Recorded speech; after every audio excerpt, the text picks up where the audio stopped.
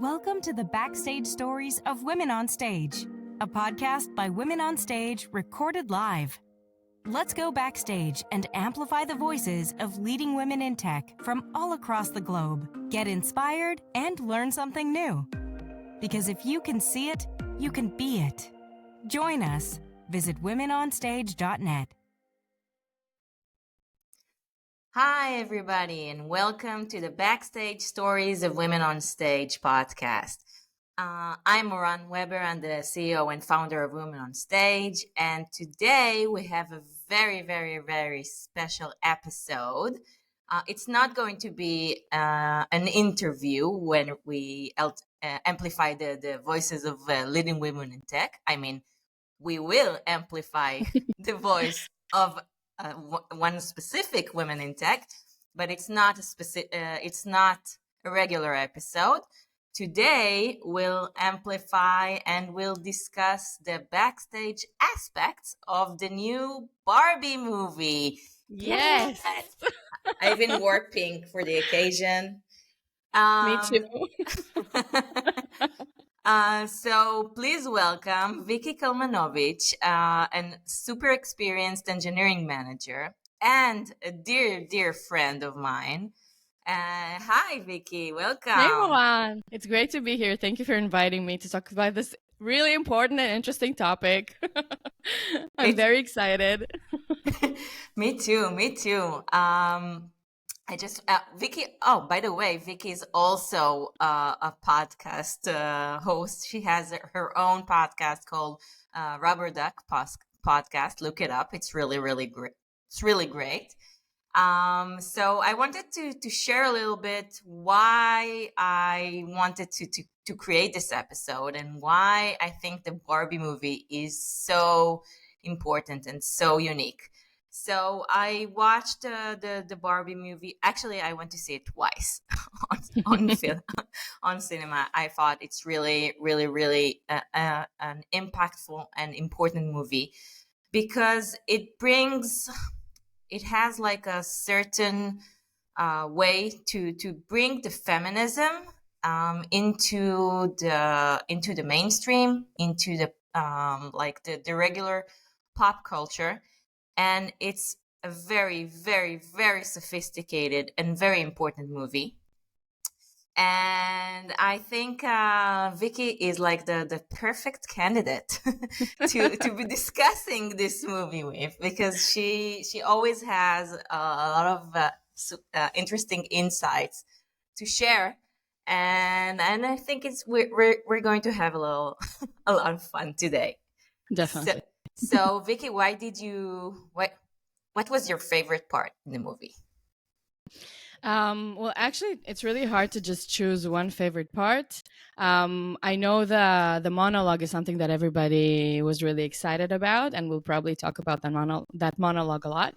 I think one of the moments that actually resonated with me in real life, I wouldn't say it's my favorite part, but it was that at the beginning, the Barbies, they're all sharing their, knowledge, and they show off their skills, and nobody is like embarrassed by showing off their skills and all that. And no filters. And I deserve it. Yeah. I was the most accomplished, and therefore I got this. Oh, amazing. So realistic. And a thing that happened to me in that week, that I was doing a workshop. I was presenting my blogging workshop to a crowd that wasn't made of engineers. And one of the first things that I do during this workshop is I talk about how our voice is unique and we need to be heard, and whatever we have to say, it's probably a unique story that nobody has ever heard, even if we're talking about like the same situation or the same story or the same technology or whatever we want to write about. So, and one of the participants, who is not an engineer, she told me, she comes from, I think, marketing or something like that, and she said, I feel like there are, like, everybody is talking all the time, and they're always stating their opinions, and they don't filter out like what they feel. And I was really jealous. I was like, oh my God, why don't we do that as women engineers? Why don't we like feel that we're always sounding our opinion and that we're always, putting our voice out there. So that was something that I was really jealous of her and really jealous of Barbie Land. Because I really feel that we should, put our skills out there and, lose as many filters as possible. I couldn't agree more. There's like before America Ferrera starts her like super Amazing monologue. famous, amazing monologue. She has. I want to read it. She says something like Barbie is crying and she's devastated because she feels. I mean, she just discovered the patriarchy and she understands how unfair it is. So she said she's crying and she's telling her, I'm not good enough, I'm not smart enough, I'm not good enough for everything. And America Ferrera is telling her, when she starts, it is literally impossible to be a woman. You are so beautiful and so smart, and it kills me that you don't think you're good enough. You're gonna make me cry now. I'm sorry. Again, yeah, we've cried so many times. I mean, that part of the that specific line for me, it's like it's something that I come across every single day. Every single day, I meet these incredible, super intelligent, super qualified women, and they still say like, well, I'm not interesting enough, I'm not smart enough. They think they're a fraud, they think someone is going to discover that they're only like an imposter. So that specific line was so right, like right in the stomach. I bet you say it all the time, and it's funny because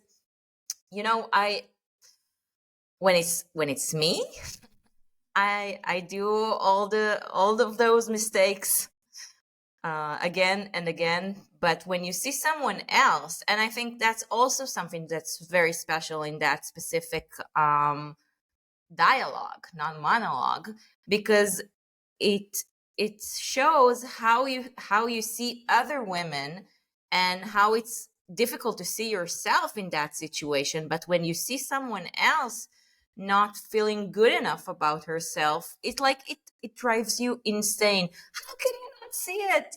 You're perfect just the way you are. It's a little bit complicated when you think about like how they behave towards weird Barbie, though. Right. Because it's exactly the same, only now we have sort of, we're aware, we have the awareness of why we do the things we do, and now we can go and even fix backwards things that we didn't know how to behave towards and stuff like that, because the behavior towards weird Barbie was not the greatest behavior.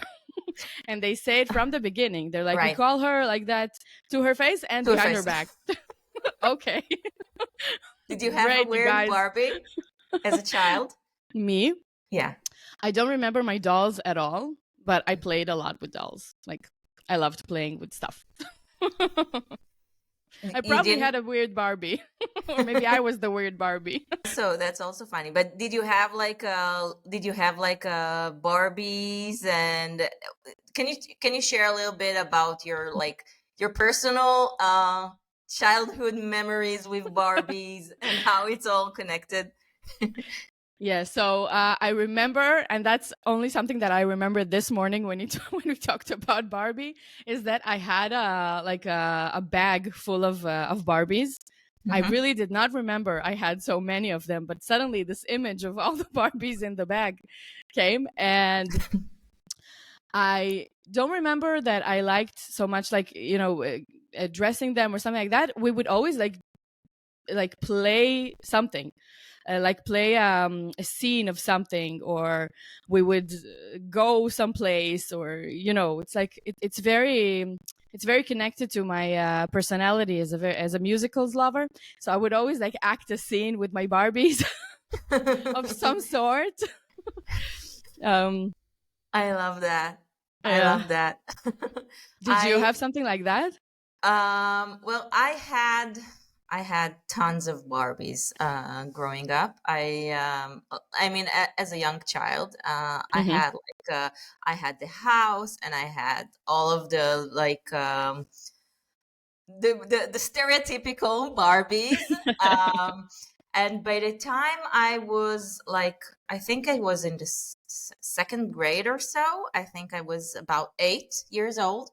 I decided that I'm too old for Barbies by now. I'm a grown up, and I decided that I want to do like a yard sale, Mm-hmm. and I want to sell them. I want. I didn't. Well, to be frank, I didn't have a weird Barbie. I was angry about the girls who created the weird Barbies because I always wanted them to be and stay perfect all the time, like with their hairs and always with their clothes on and stuff like that. So I gathered all of my Barbies together, and I created I gave a separate pricing for each and every Barbie, and for each and every furniture, and for the entire house. And I sold them. I actually sold all of them to a friend, to like, well, her mother.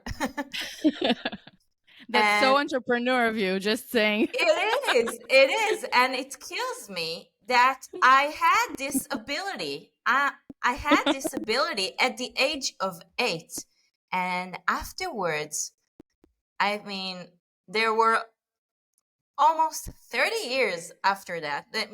Maybe a little more, less than that. Maybe 25 years after that, Doubt comes in. where the doubt came in, Yeah. where I didn't think I'm good at anything, where I didn't think Mm-hmm. I can be a successful businesswoman or stuff like that. So it's I'm going to share a picture of me with my dolls before I sold them. So actually, I saw this picture and it's amazing. So the quality of your Barbies was much better than the quality of my Barbies. So I understand why they sold. But yeah, everybody should see that. Too bad I didn't save them. I bet it will be worth a fortune Now, today. specifically now. Yes, yes. Yeah. That's actually another thing that it's good that you mentioned that the business side of Barbie, because I think it's really interesting to discuss the capitalistic view about the Barbie movie. Well, I think it's out there that it's like a commercial. It's like a rebranding for Mattel, very similar to what Disney is doing in the past few years. Like, they realized feminism is that you Sales. can't sells. They realize that it sells. They realize that they can't stay behind, especially at the post Me Too era, etc. So they are saying, yeah, we want to sell, but we want to fix what we did before. We're very aware of ourselves. We know that we've caused a lot of damage to to girls' body image and their own perception, and now we want to make it better. So what do you think about that? What do you think about like the business side of Barbie and the So, rebranding side? so sorry. It's actually, in my opinion, the movie is trying to, get all the. If I'm talking from a perspective that is not the perspective of the Vicky who loved the movie and Mm-hmm. and cried like a million times during the movie, but it's actually, like you said, it's only a commercial. And the reason that Mattel did this is not because they're suddenly against the patriarchy, or they suddenly, changed their views about everything. It's because probably their sales got lower and they were trying to figure out a way to, earn more money fast. And as you said, feminism sells right now. Now is the era when feminism sells. Does it? Um, is there feminism everywhere all the time in all the areas of our lives? Probably not. But they found a really good way to turn this to make this commercial and to try to send, all the right messages to all the right audiences and in the right timing and in all the Hollywood tricks, using all the Hollywood tricks. And I think they did it pretty well because it worked. Because I cried like a million times, and because like let's talk about the merch. Like for one, I think all the Barbie dolls are going to sell like crazy, and then for the next even couple of years, until I saw that there's a second movie coming up. Also, did you see that? Really? No. Maybe it's just maybe it's not real or something. But I saw somewhere on Facebook maybe a promoted post of Barbie 2. I don't know, but this is probably going to be a Barbie 2 and how she lives in real life. Okay, let's be clear about that from now. And the sweaters that Ken is wearing, the I'm Kenough, which is hilarious. amazing, which is amazing. And the whole perspective of the men in the movie and the whole untouched area of how men are perceived in this movie and how men behave and all the all the psychological issues around men, in real life, how for generations and generations they weren't allowed to, speak about their emotions and stuff like that. If Mattel is actually going to take this commercial further, they will probably, start addressing the men as well at some point, because this movie was all about the women. But it's a commercial and they made a lot of money, which is great. And hopefully something good comes out of it.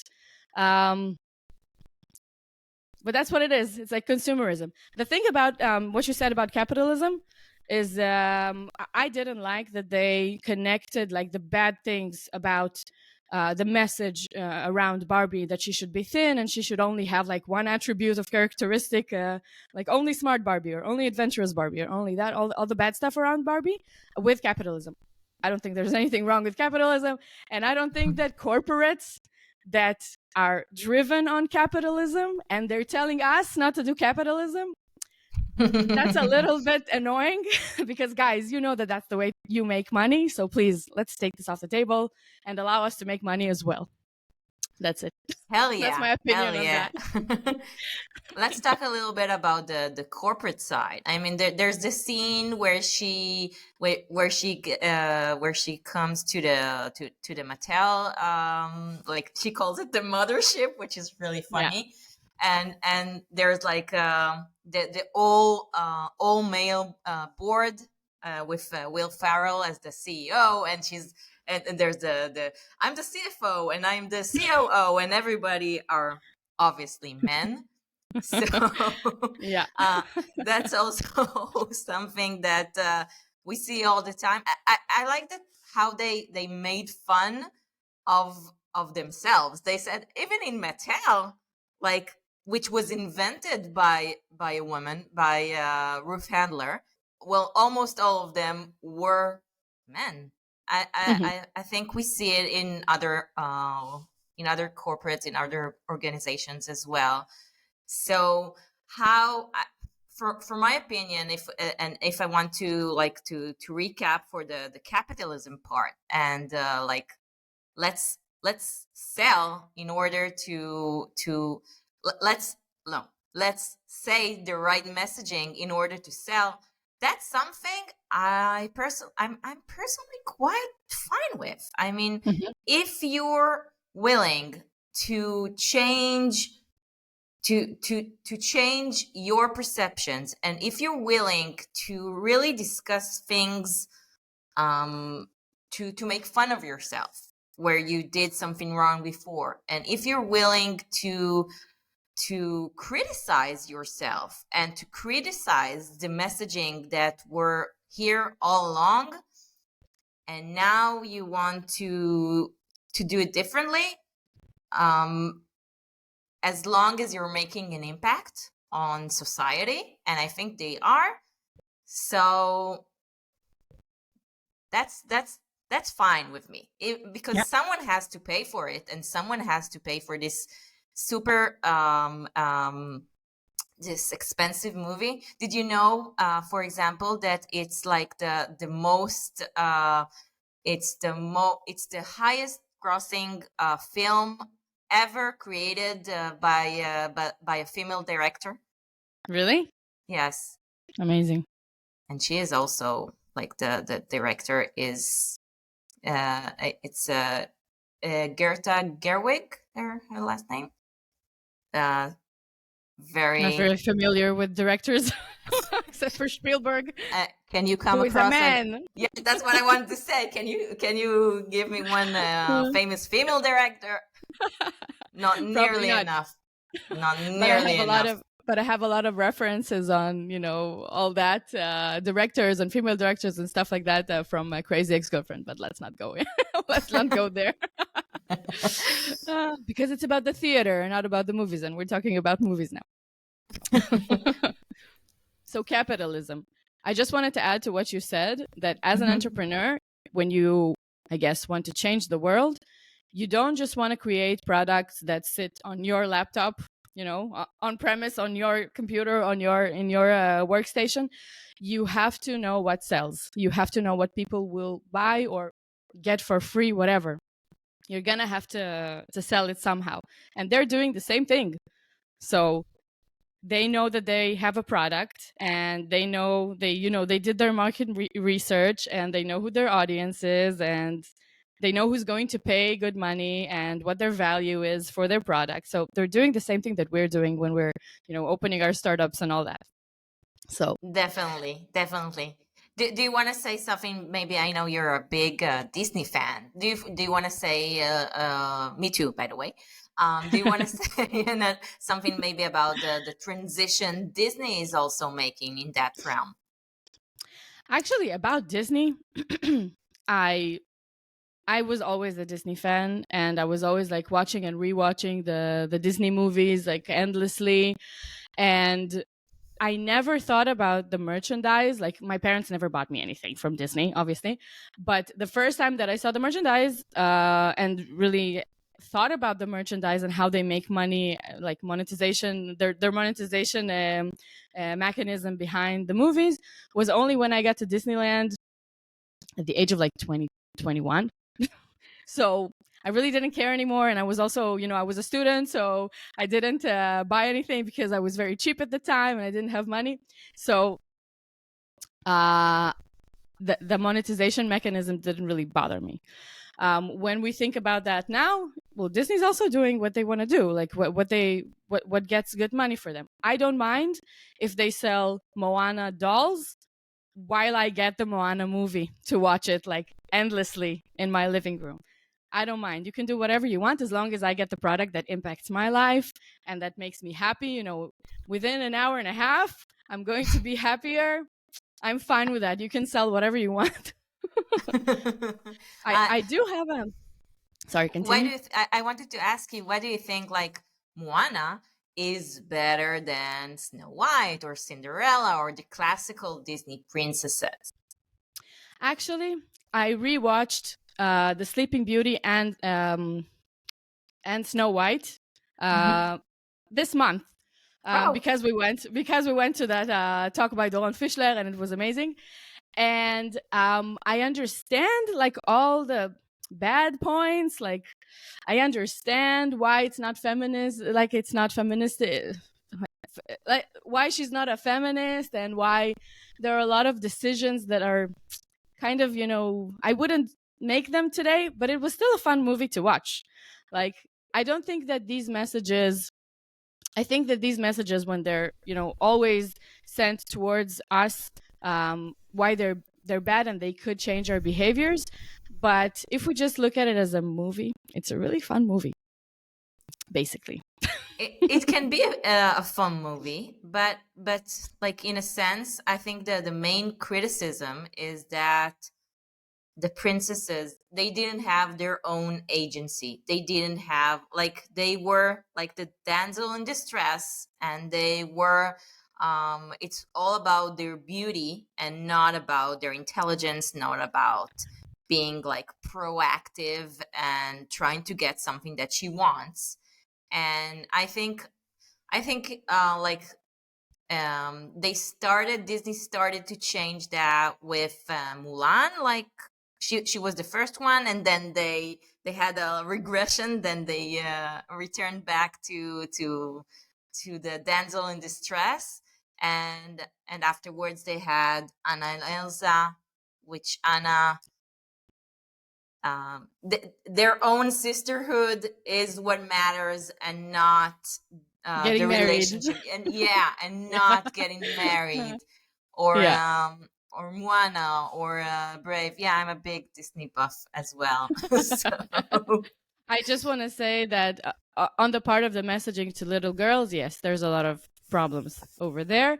And we do see that when we're growing up, there's always this notion of we have to get married, like we have to have kids because that's what we're meant for, that's our happy ending. So that's on the one side. The other side is that this is Hollywood, right? Disney is Hollywood. And the fact that they did Moana is not because they suddenly, and the fact that there is Barbie right now, it's not just because, they want the world to be better for little girls and blah, blah, blah. They just found a way to make more money. So that's why they did Moana, in my opinion. And that's why they redoing all the remakes of the Snow White and all that. If you take a look at, have you seen Anastasia? Anastasia, no. It's not a Disney movie, but it's like the most Disney movie that isn't Disney movie. Mm-hmm. And it's an amazing movie because right now there's this trend in Hollywood to just shove down messages down your throat, the messages that you need to get, and they're shoved in there super bluntly. You don't even have to think. Everything is on the nose.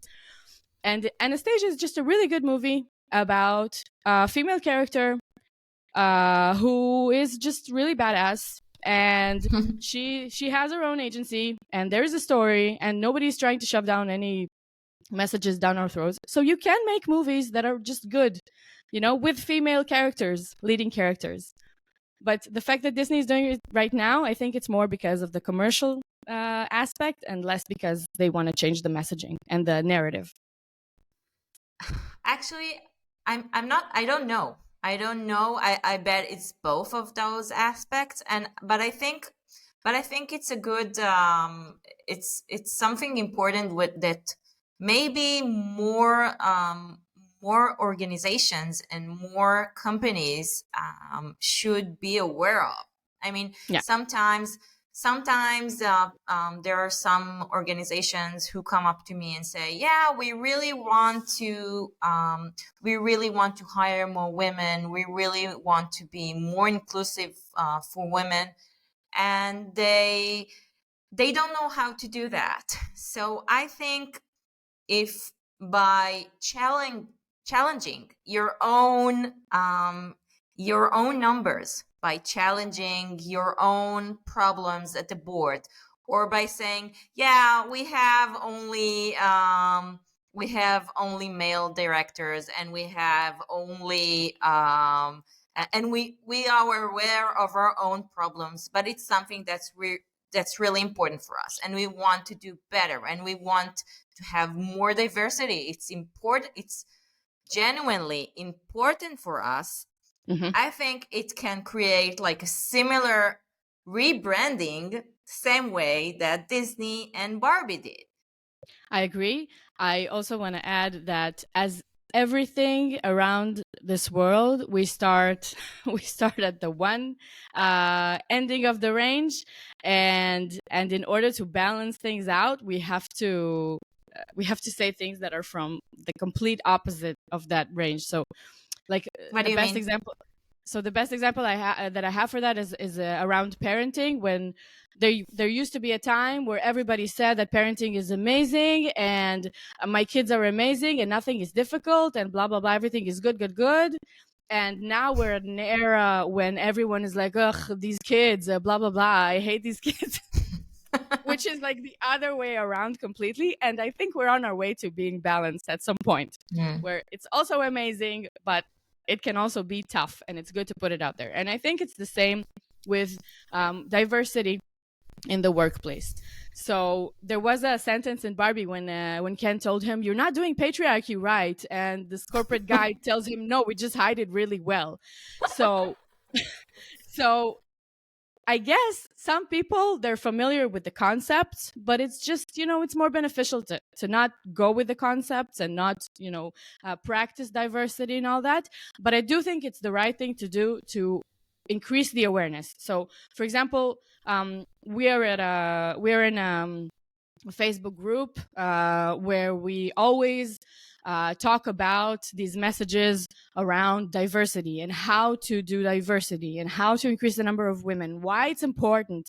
And there are a lot of, and this is an all-female group, but there are other groups that I see where suddenly you see comments that you just like, you can't believe that this person still says the things that they say about diversity. And I'm like, didn't we cover that like 10 years ago? Like, why Like don't you what? know? Like, why? Like a lot of things, like why do we need diversity? Like the basic, like why do we need more It's women? not I only basic for hire. everybody.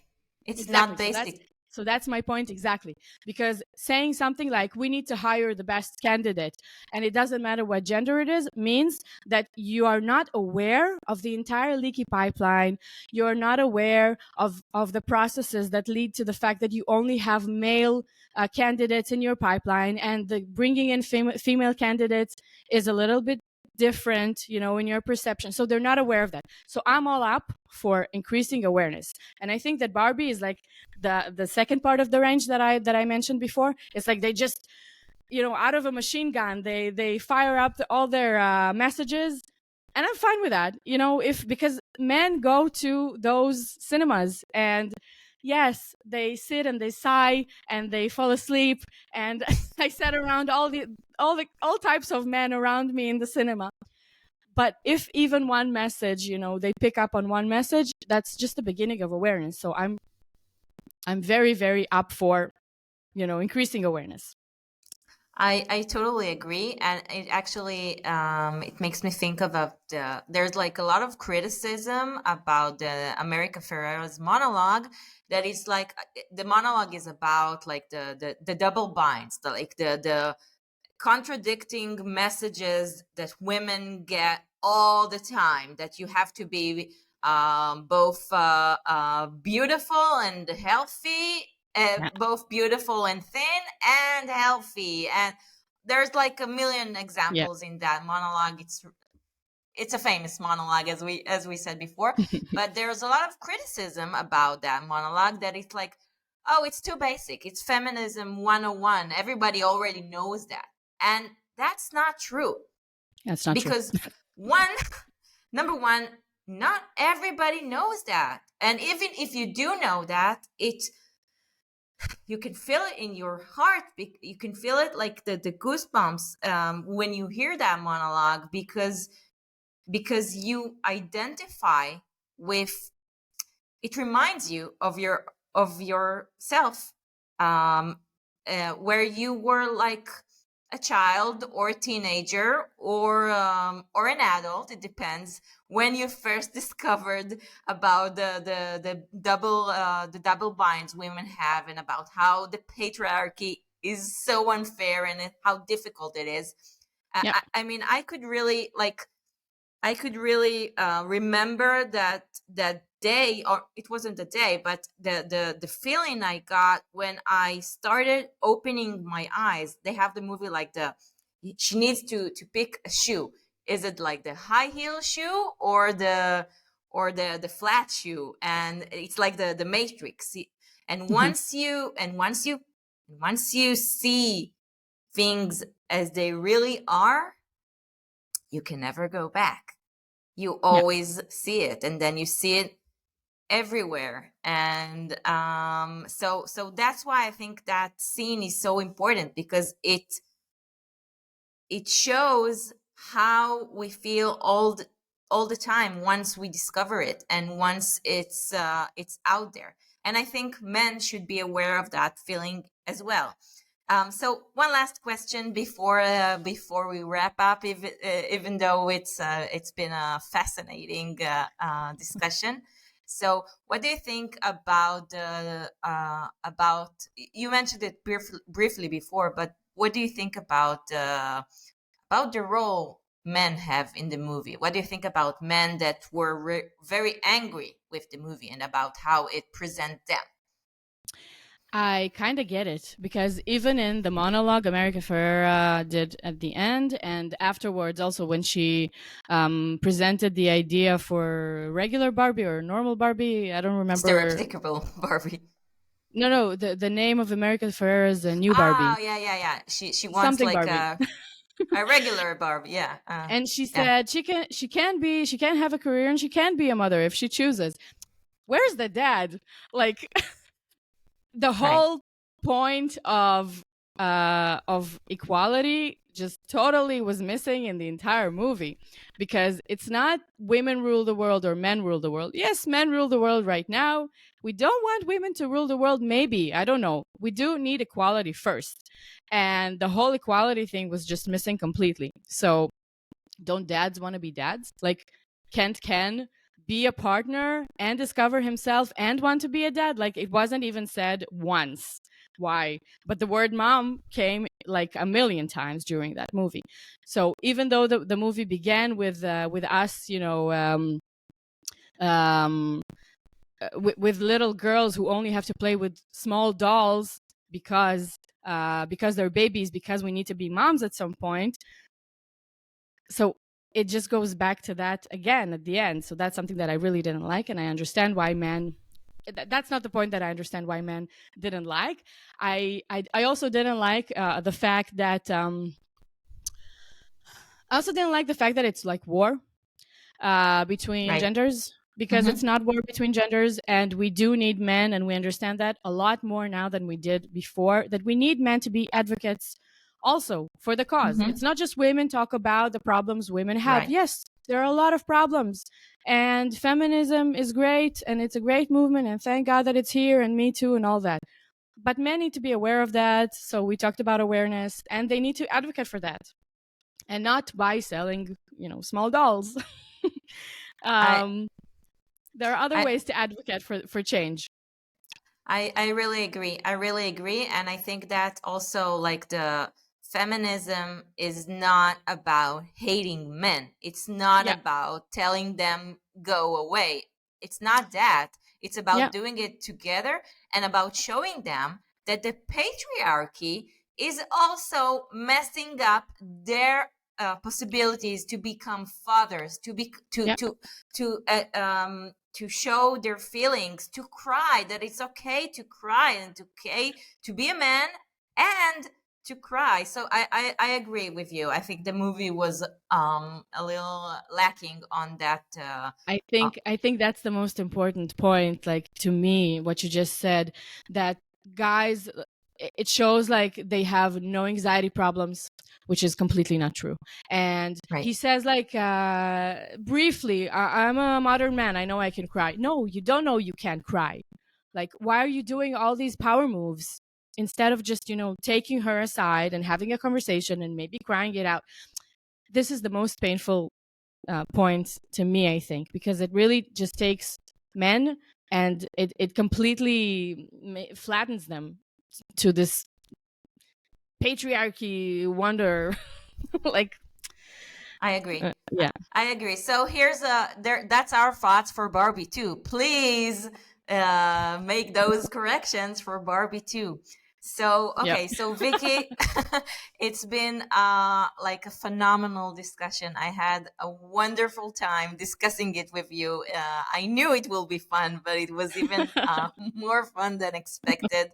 So thanks everybody who joined in, and go listen to Vicky's podcast on the Rubber Duck podcast. And bye everybody. Thanks for being with us. Goodbye. Thanks for having me.